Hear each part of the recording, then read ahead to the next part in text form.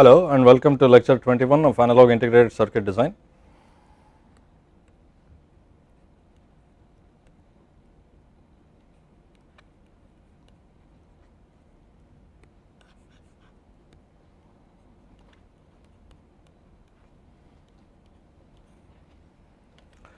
In the previous class, we have looked at components available on a CMOS process, that is the commonly used components like the resistor and the capacitor. We will be studying the transistor in this class. What we learnt was that the resistor and capacitor parameters can vary significantly over process. These are known as process corners, but if you make two identical resistors, they will have identical value, and if you make two physically identical capacitors, they will have identical value, and so on. Okay. Now, we also saw that despite this being nominally identical, there will be some small mismatch, and the amount of mismatch is related to the absolute physical size of the device. If you make a pair of physically large resistors, then they will match very well to each other. If you make them very small, then the matching will be rather poor. Okay. Now, we saw quantitatively how to relate the standard deviation of mismatch to the physical size of the resistors and capacitors. Okay.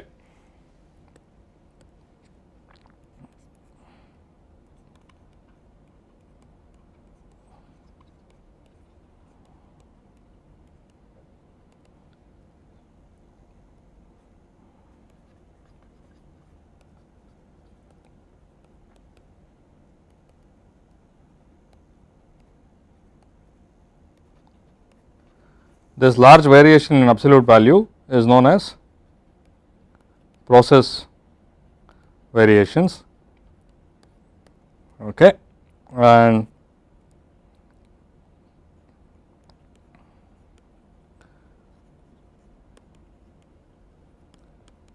physically identical components will have closely matched values, and the relative mismatch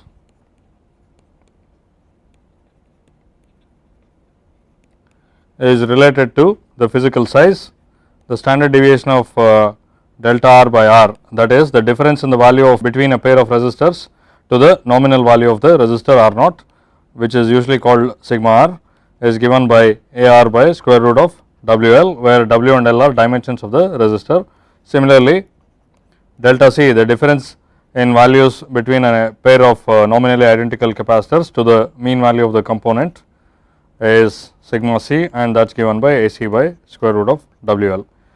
And A C and A R will be given to you by the process foundry. Based on this, you can figure out exactly how big to make the resistor or the capacitor. Okay. We will see later that this is true not only of resistors and capacitors, but also of all other components. They all have a similar behavior with mismatch. If you want closely matched components, you need to have physically large components. Okay.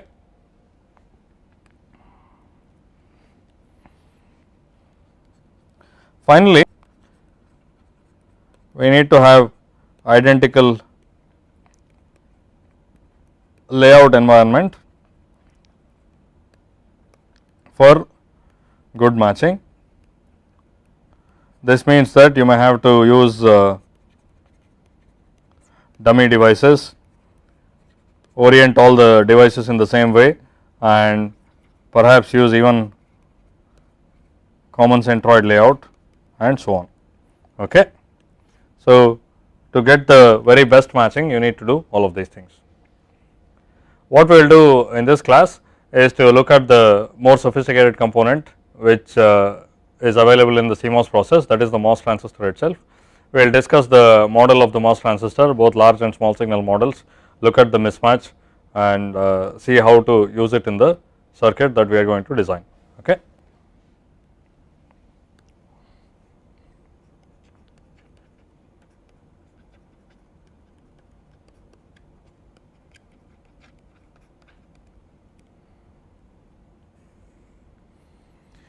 Now, in the CMOS process, we will have two types of MOS transistor. First of all, most CMOS processors are built starting from a P minus substrate, and on that you build an NMOS transistor like this, Okay. This is the gate, drain, source, and the bulk itself or the body will be like that. Okay. Now, if you have two transistors, two NMOS transistors,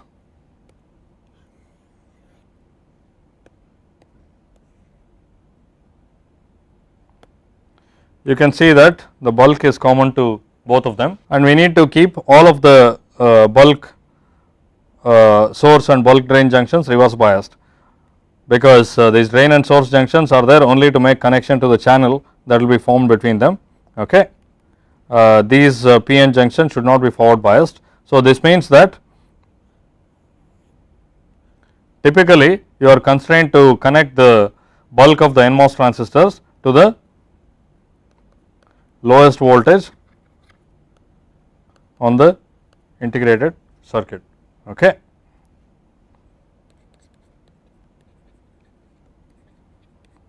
NMOS bulk, which is basically the substrate, common substrate connected to the lowest voltage on the IC. Okay. Now, because of this constraint, we also have to look at what happens to the transistor when the bulk voltage is different from the source voltage. Okay. Now, there is a variant of the process which is known as a triple well process.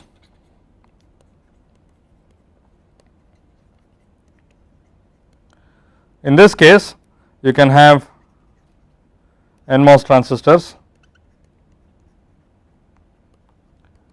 with isolated bulk nodes. Okay. So, if you do have a triple well process, what happens is you will have some situation like this. You will have an N well, and in that you will have a P well. Okay. Now, because the P well inside has no connection to this one, the bulk of the inner transistor can be connected independently of what happens to the substrate of the outer transistor. Okay. So, in this case, this bulk here need not be connected to the lowest potential, you can connect it to whatever potential is required for the proper operation of that transistor. Okay. But most of the processes that are commonly used are not triple well processes, and you will be forced to connect the NMOS transistors bulk to the lowest voltage on the chip. Okay. That is something to keep in mind while designing the integrated circuit. Now, we can't design with only NMOS, or we could, but the design would be rather inefficient. It is better to have both NMOS and PMOS transistors. To have PMOS transistors, we have an N well, okay, and inside that you make the P plus drain and source connections, and you will have a PMOS bulk connection to the N well. Okay. So, this is a PMOS transistor and that is an NMOS transistor. So, the PMOS transistor is formed inside an N well. Okay. Now, because you make all the components on a common substrate, there is something common electrically to all of them. Okay. Those are the things that we need to understand. In discrete component circuits, every component is separate. Okay. If you have two transistors, they will be in separate packages and there really is no communication between them, so to speak. Whereas, on an integrated circuit, if you have 100 transistors, they all share a common substrate. So, they will in some way talk to each other, there is something common to them.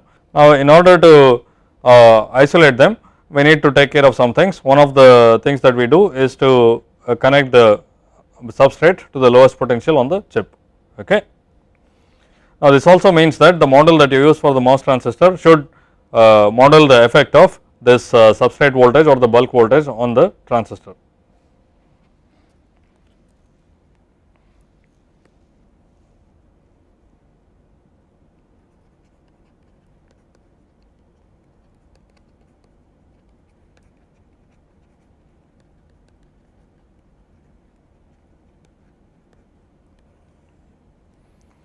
We will first review the MOS transistors large signal model. The model is similar for NMOS and PMOS transistors, and then we will go on to the small signal models.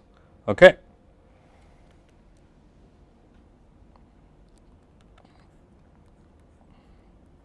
So, if I consider an NMOS transistor, there are 4 terminals really,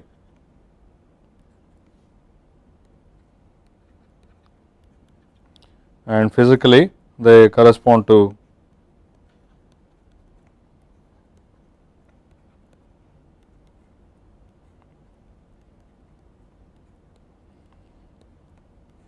these terminals, and this is the bulk. Okay. It is not our goal here to discuss in detail the physics of the MOS transistor. We will only study the models to a sufficient extent that we can use them for circuit design. Now, one thing you will observe is that from the layout as well as from the symbol, the drain and source are interchangeable. Okay. The device is symmetrical with respect to drain and source, and that is true in reality. We do label one of them the drain and the other one the source, and what makes the distinction is which voltage is higher. Okay. It is not related to how the device is fabricated. Now, it is quite common to model the current that goes from the drain to the source as a function of the gate source voltage, the drain source voltage, and the bulk source voltage, or sometimes the opposite of it, the source bulk voltage. We will see what the model is.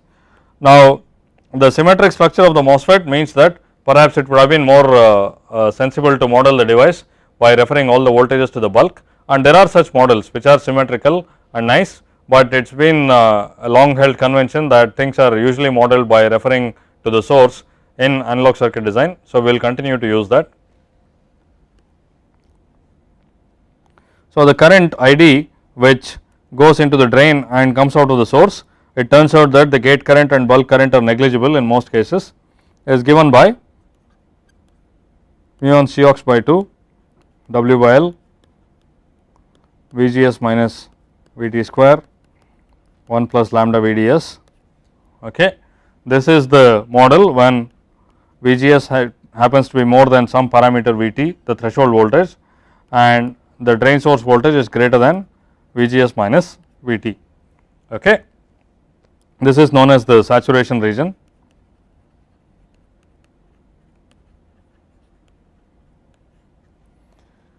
The current equals mu on Cox W by L VGS minus VT times VDS minus VDS square by 2. This is the case when VGS is more than VT and VDS is less than VGS minus VT.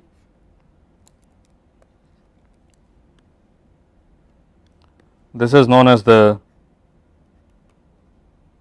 linear or the triode region, and also the current will be 0 when VGS is less than VT. Okay. And implicit in all of these things is that VDS is greater than 0. That is why we identify one terminal as the drain, the other one as the source. If this happened to be more than that, then we would call this the drain and that the source. Okay. So, VDS greater than 0 is common to all of these things, and when the current is 0, this is called cutoff when VGS is less than VT. Okay. You are probably already familiar with this model from the basic electronics course. This will be a quick review of the MOSFET model. Okay.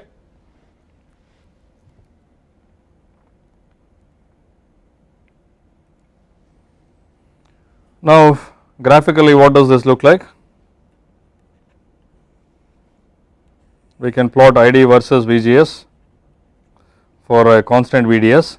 So, this model says that the current is 0 up to a voltage called the threshold voltage,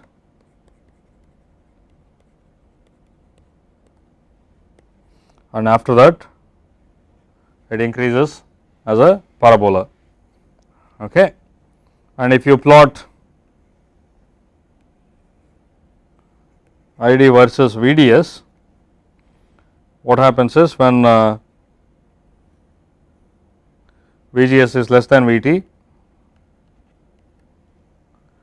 the current is almost 0, and when VGS is greater than VT, in the triode region the current increases and in the saturation region it increases very slowly.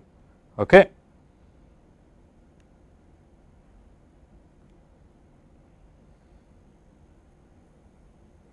Something like that, and this boundary between the triode and saturation region follows a parabola. In fact, it is the same curve as this shifted to the origin. By the way, this is the current in saturation region. Okay. Now, because it is in saturation region, the current does not vary too much with VDS. It does vary, but not greatly, because the slope here, the slope in this region is very small. Okay. So, on this curve, this is the saturation region and this is the linear or triode region. Okay. I am assuming you are familiar with these MOS characteristics. I will only discuss things that are slightly unfamiliar from basic courses.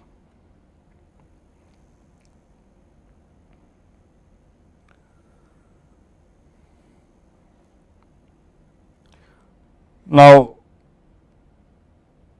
what it says is that in the saturation region the current is almost constant, it is independent of VDS. It is dependent on VDS through this parameter lambda, but this lambda is a small number. So, the current can be thought of as almost independent of VDS, and that is why we use it as a current source. Okay. Later we see that for most amplifiers we would like our transistors in the saturation region. Okay. The linear or triode region is also useful, and for a certain portion of the region when VDS square is very small compared to the other term, we will have linear dependence between ID and VDS. So, it can be used as a resistor. Okay. And also when you use the MOS transistor as a switch, it will operate between deep triode region where VDS is almost 0 and cut off when there is no current at all. Okay. Now, one of the things we should keep in mind is that the threshold voltage Vt itself is dependent on VSB, okay, or VBS. VBS is nothing but minus VSB. You see that so far in our expressions the bulk source voltage VSB has not appeared in the picture, but it will indirectly through the threshold voltage Vt, and Vt is given by some Vt 0, which is the threshold voltage when VSB equals 0 plus some parameter gamma times square root of VSB plus 2 phi f minus square root of 2 phi f. Okay. We will not discuss this equation in detail. Vt 0 is nothing but the threshold voltage with 0 VSB, and you can see that the threshold voltage increases with VSB. You can refer to some device textbook for the meaning of gamma and 2 phi f and so on, but for us right now we will only focus on the fact that the threshold voltage increases with VSB. Okay. Now, what does this mean? Let us try and make intuitive sense of these model equations that we have written so far. First of all, the saturation triode boundary. What does it mean? I think again you will be familiar with the operation of the MOS transistor from basic devices courses.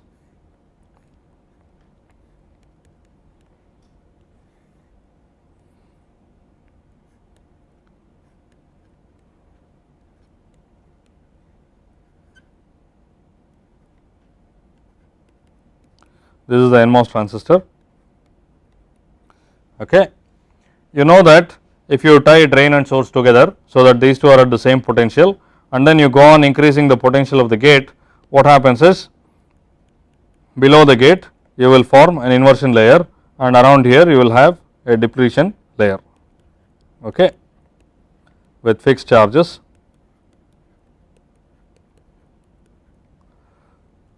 And in this you will have the inversion layer, and the inversion layer is what is responsible for conduction of current in the MOS transistor. Okay. Now, the amount of voltage you need, let us say we have the gate and source tied together, the amount of voltage you need between the gate and drain or source to start the process of inversion is the threshold voltage. Okay. Vt is nothing but VGD, which is the same as VGS with this connection,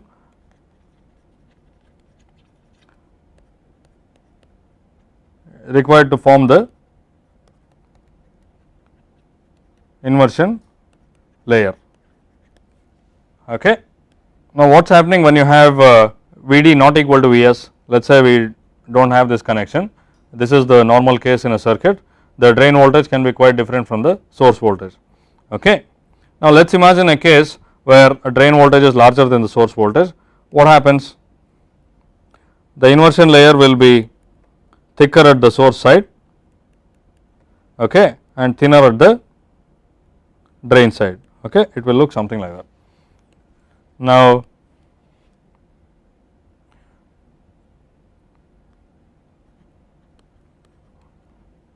Vd greater than Vs means that there is less voltage across the oxide at the drain side than at the source side.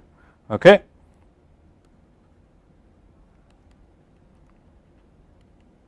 It also means more inversion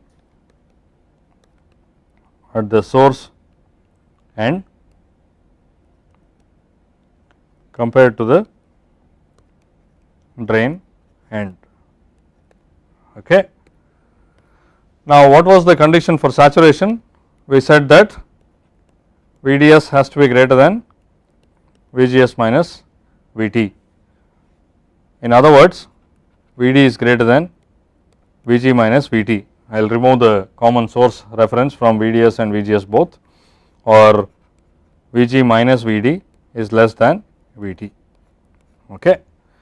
Basically, the voltage across the gate and the drain, which is basically the drain end of the channel, is less than Vt. So, what it means is that in saturation region, the drain end of the channel is not inverted, whereas the source end is inverted. That is, the channel is pinched off at the drain. In fact, if you recall from device physics courses, that is how we get the square law model. You assume that there is a pinch off, and then from there you can get the square law dependence of the current on Vgs. Okay. Now, what happens in triode region? In triode region, both the drain end and the source end are inverted, and the channel is continuous all the way from source to drain. And when Vds equals 0, which is the lowest Vds you can have, you can say that this is the deepest you can go into the triode region, then we will have a uniform channel from the drain to the source. Okay.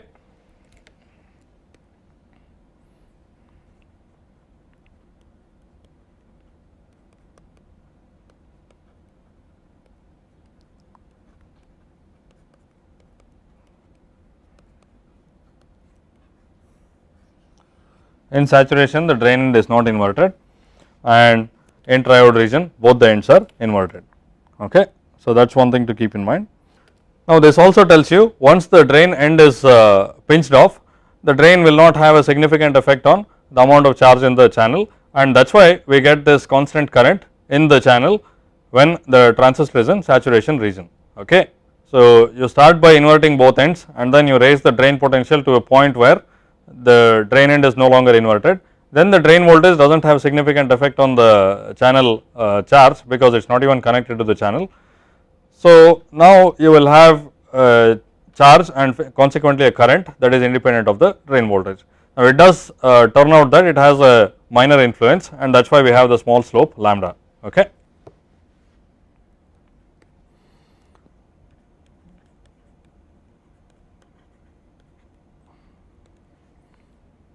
Now, effect of the source bulk voltage. So, first of all, again if you recall the basic operation of the MOS transistor, what happens is that you start with a piece of semiconductor, which means that it does not really normally conduct. Okay. There is no conduction layer between the drain and the source sides. Let me call this the drain and this the source, that is the gate. Okay. Now, the very basic principle can be thought of as you have a capacitor between gate and this point, okay, gate and this region of the MOS transistor. If you raise the voltage across the capacitor sufficiently, you will form charges in the semiconductor, and that can be used for conduction. Okay. Now, actually if you observe this, there is not one capacitor, but two.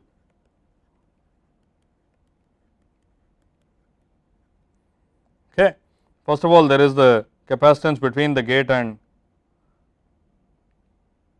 the channel, and also there is a capacitance between the bulk and channel across the depletion layer. Okay. So, you can think of it as having the capacitor from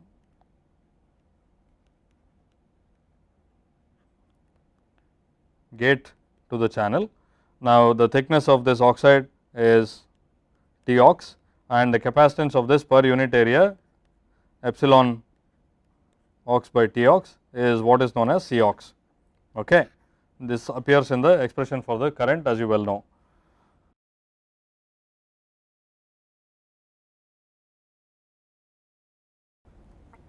Also on the other side you will have the capacitance of the depletion region, okay, basically the capacitance of this region, right. Now, clearly if you raise either the bulk voltage or the gate voltage, the channel charge will be influenced in the same way. Okay. Now, imagine that the channel is fixed to some potential, you increase the bulk voltage, there are negative charges on this plate of the capacitor, which is basically the increase in the channel charge. If you increase the gate voltage, again there are negative charges on this plate of the capacitor, which corresponds to an increase in the channel charge. So, whether you increase the gate voltage or increase the bulk voltage, qualitatively the same thing is happening in the MOSFET. There are more charges in the channel, okay, and once you have more charges in the channel, you will have more charges available for conduction and the current will tend to increase. Okay.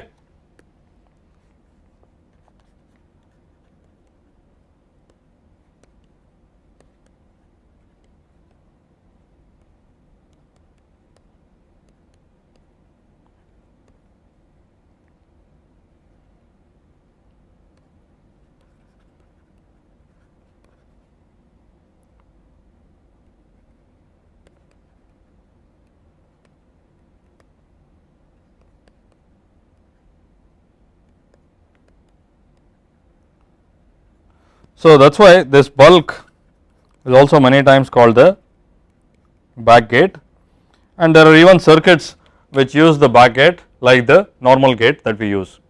Okay.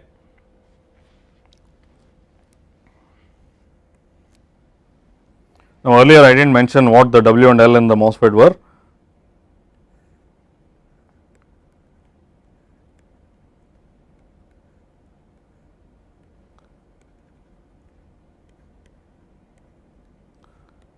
As usual, this is the gate, source and the drain, and the distance between the drain and source is the length of the transistor. And if you look at the top view of this device,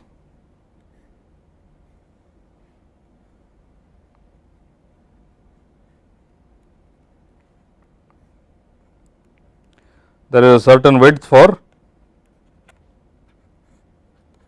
the source and drain regions. Okay. So, the current flows across this width, okay, and that is the width of the MOS transistor. Okay. Now, it turns out that if you double the width, it is like connecting two MOSFETs in parallel. Okay. Let us imagine a case where you have two MOSFETs with the same VGS, VDS and VBS, the same voltages everywhere, and then you put two MOSFETs next to each other, the currents in them just add up. That is why we get the proportionality of the current to the width of the transistor. Okay. If you increase the width, the currents will increase proportionately.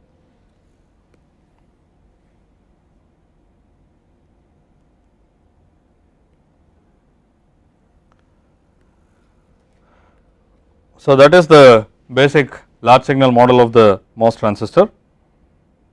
Okay.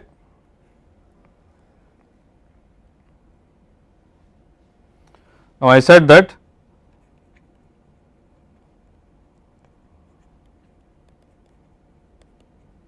increasing either VGS or VBS increases the current, okay. And the equations that we had were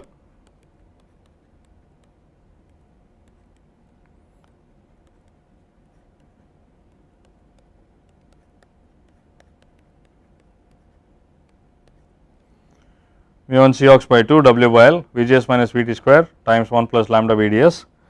This is the current in the saturation region. The principle is the same in the triode region as well.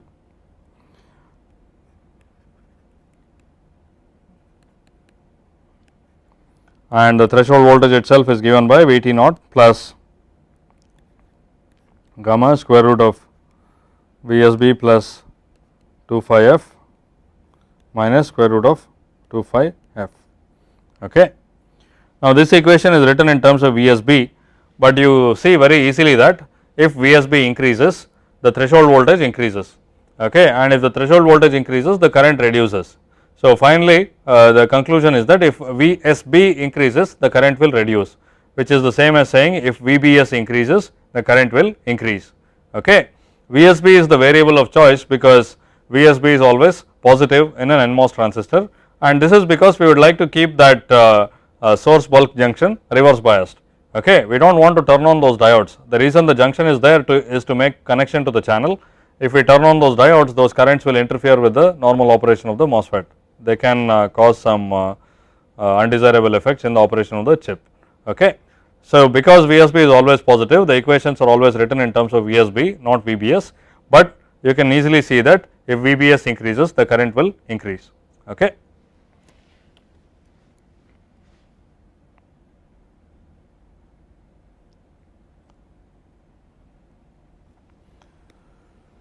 So, we have to consider the effect of all 4 terminals on the current in the MOS transistor. We have already looked at the large signal model, and we will use this model as a sort of guideline for our design. Now, it turns out that the actual model of the MOS transistor that reflects the operation of a modern MOS transistor is really complicated. What we will use this very crude model for, the level 0 model for, is to gain some insight into the operation of the circuit. Okay. At this point, again let me rewrite the expression for the drain current.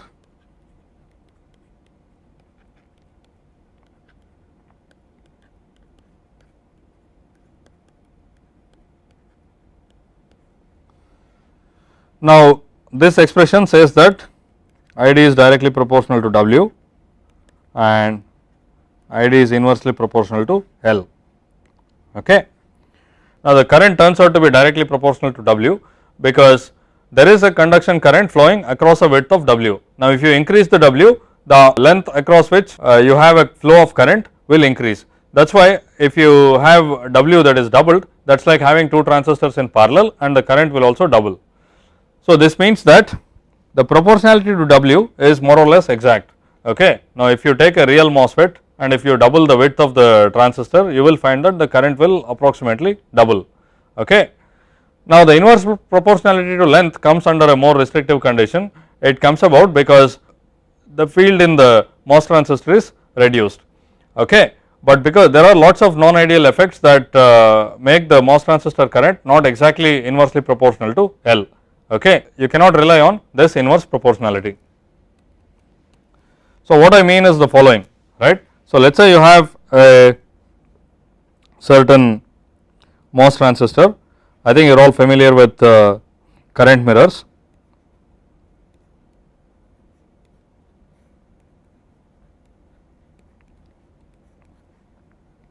Okay.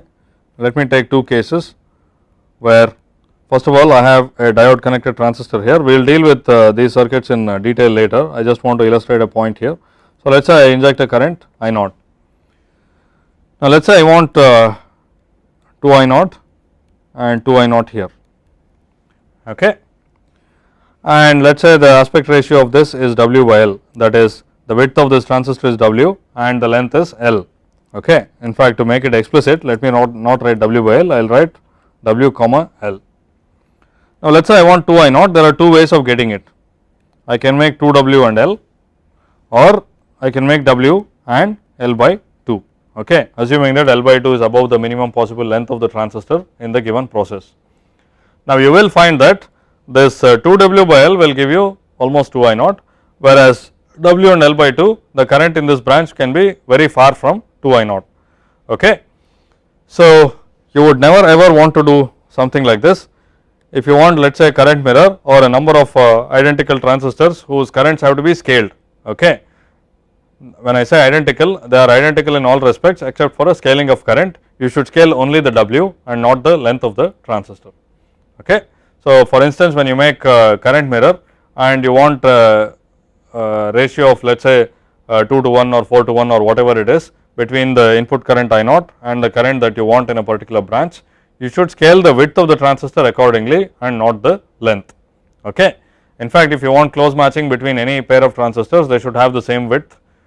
We will see how to arrange the transistors layout, so that that happens later. Okay.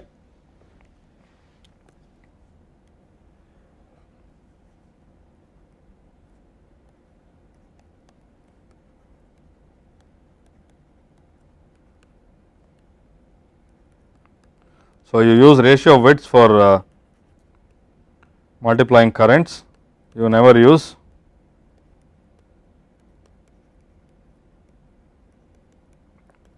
ratio of lengths. Okay.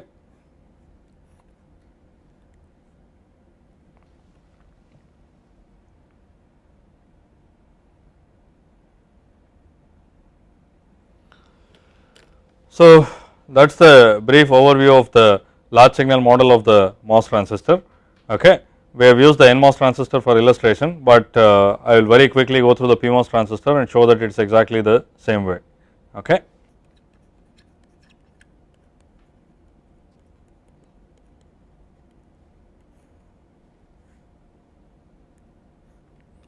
A PMOS transistor symbol is like this when we include the bulk.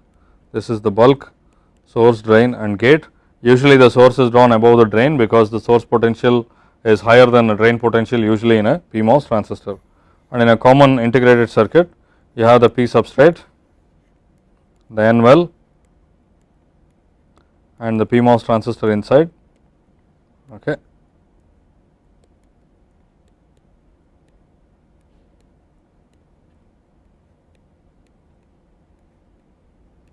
And that is the bulk.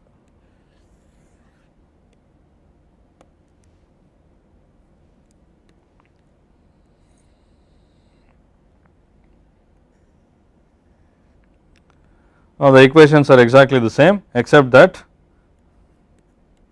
we will write them in terms of VSG, VSD and VSB. Okay.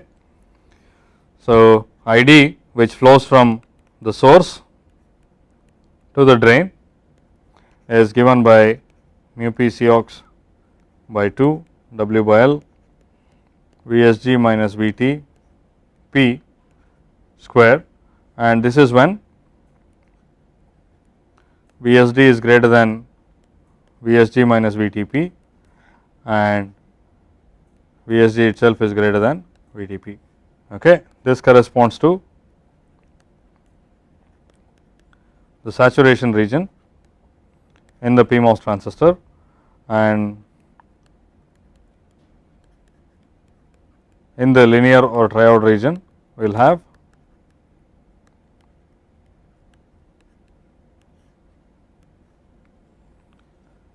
here we will have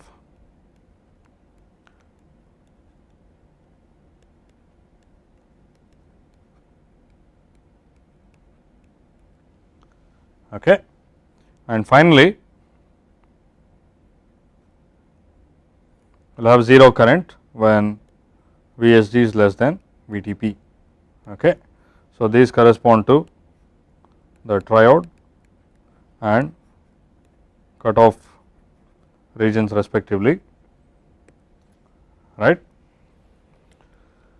Now, the equations are exactly same as that of the NMOS transistor, and the expression for the threshold voltage is also the same. Okay. The PMOS threshold voltage will be the threshold voltage with 0 bulk source voltage plus gamma times square root of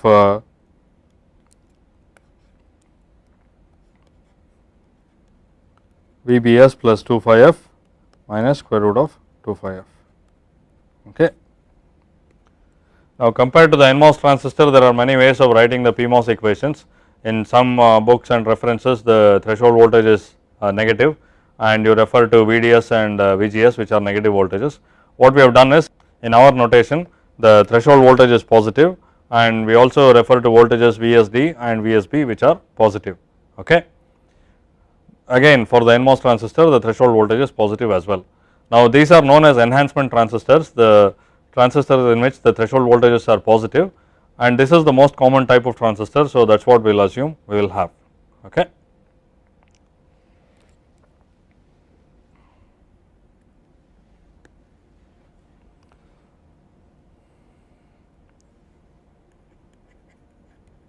Just little more discussion on the regions of operation in the NMOS and PMOS transistor.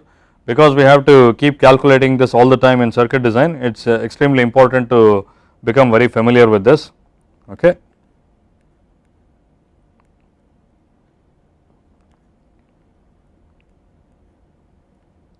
This is the symbol that is used for the NMOS transistor, and sometimes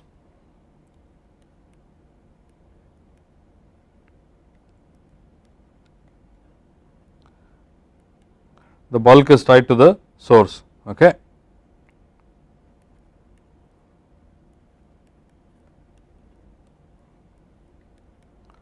And in this case, many times a 3 terminal symbol is used just for simplicity. Okay. And you can see that if the bulk is tied to the source, the threshold voltage equals Vt 0, the threshold voltage at 0 value of Vsb, and we can think of it as a 3 terminal device like this with Vt equal to Vt 0. Okay. Similarly, for the PMOS transistor,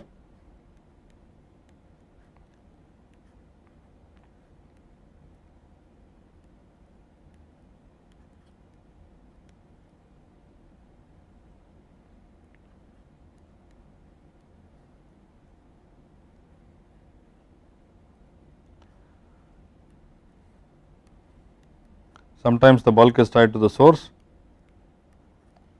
it is like this, and in this condition we can represent the PMOS also with a 3 terminal symbol, where this is the source, gate and drain. Okay. Now, what does it mean for the transistor to be in saturation or in triode region? First of all, in the normal operation of the transistor, I will use the 3 terminal symbol for simplicity here. There will be a VGS which is greater than Vt. I do not necessarily mean that there will be a voltage source connected between gate and source, but whatever is connected will establish a VGS that is greater than Vt. Okay. Now, if this voltage becomes very small, okay, between drain and source, the transistor will go into triode region. You can imagine that when these two are squeezed together, the current keeps getting smaller and smaller. Okay. So, as the drain voltage comes closer to the source voltage, the current gets smaller. And exactly the same is the case in the PMOS transistor as well.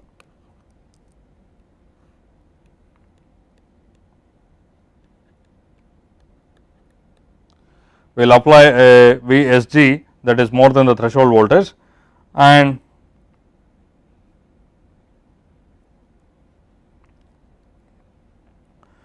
if the drain voltage comes too close to the source voltage, if the drain voltage increases and comes too close to the source voltage, then it will tend to go into the triode region, and if the drain and source voltages are the same, the current will be 0. Okay. There will be no voltage across the device, that is somewhat similar to having 0 voltage across a resistor, which gives you 0 current.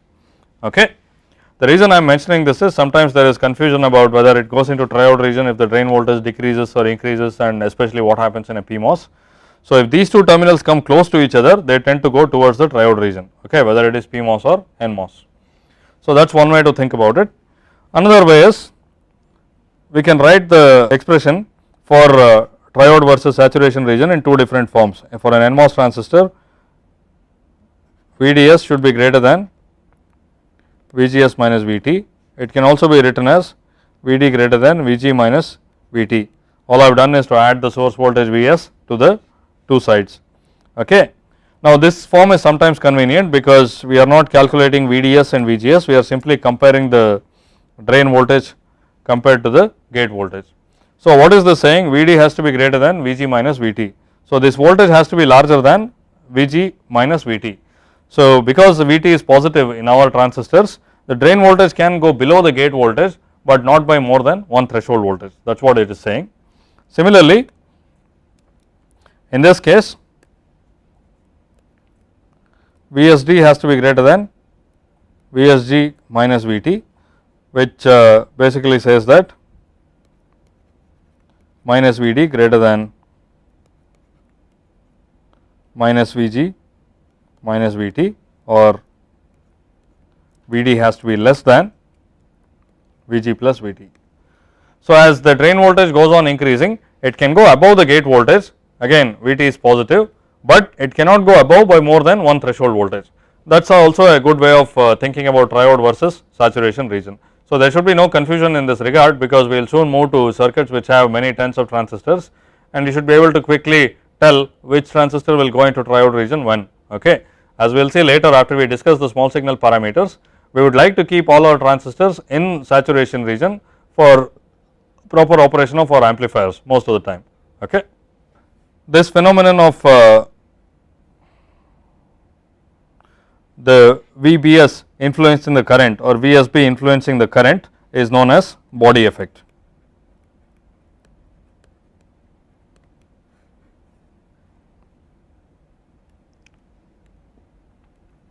Okay.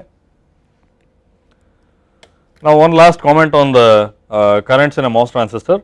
So far we have assumed that if VGS is less than Vt in an NMOS transistor or VSG is less than Vt in a PMOS transistor, the current is 0. That is, if the gate source voltage is below the threshold voltage, the current will abruptly turn to 0. Okay. Now, in reality this is not so.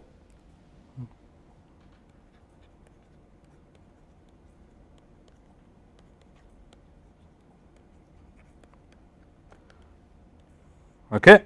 The region of VGS being greater than Vt in an NMOS or VSG being greater than Vt in a PMOS is known as strong inversion. Okay. And the square law that we have for the MOSFET that we are all familiar with is true when the MOSFET is strongly inverted, but it turns out that when VGS is less than Vt in an NMOS transistor, the current will not fall to 0. Okay. It is still non-zero.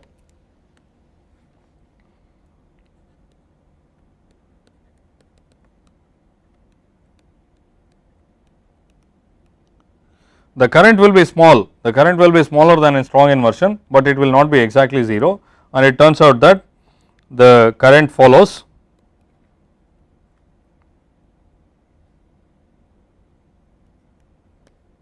an exponential relationship. Okay.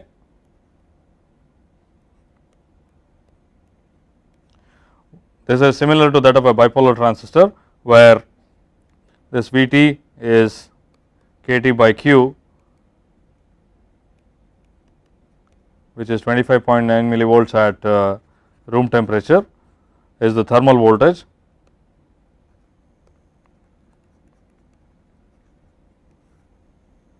Okay. So, it goes from being a square law device to an exponential device.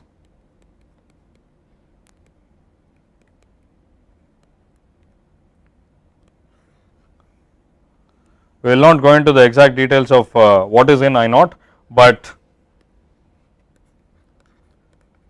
just like in the strong inversion region, I naught happens to be proportional to the width of the MOS transistor.